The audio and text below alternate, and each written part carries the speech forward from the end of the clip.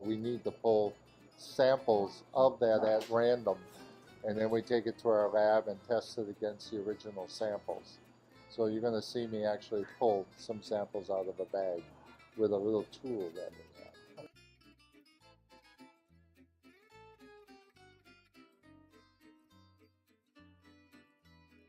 have. What we're going to do is the sample you saw me take out a little bit earlier from the trailer, from the bag, has now been taken to our lab. We will set up a small sample roaster, and at this time we will actually roast it to its finished form. We will brew the coffee and we will taste it to match the original samples to make sure that everything came through as we bought it, with the specifications and the taste profiles that we were looking for. And it should be there. I don't expect it not to be, but we need to test it. Hey, Al, if you go through this sample roasting process and one isn't what you expected or there's a defect, what do you do with it?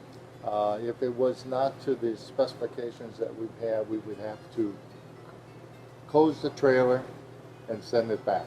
And does that happen often? In my 51 years, once.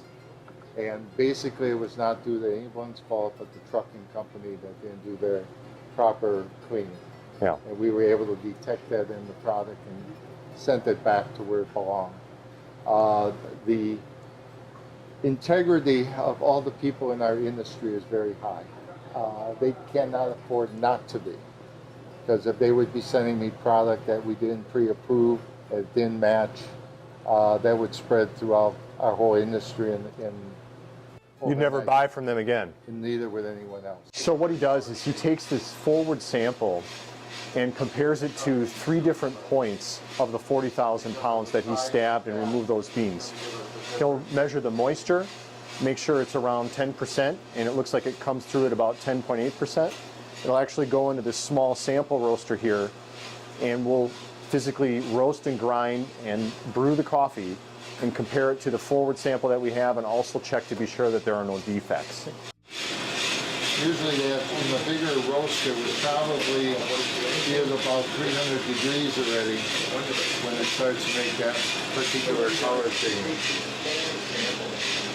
Up here it's telling me 2, but because of the size of the batch, it's going to give us a different reading.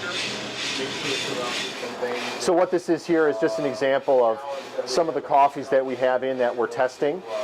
And when the coffee contract comes in or a forward sample, it'll go into this little tray and we'll test it and label it to compare it from one sample to the other. One of the parts that's rather intriguing is this leather strap, which is operating the roaster. It's actually a horse bridle or a... Yeah, it is.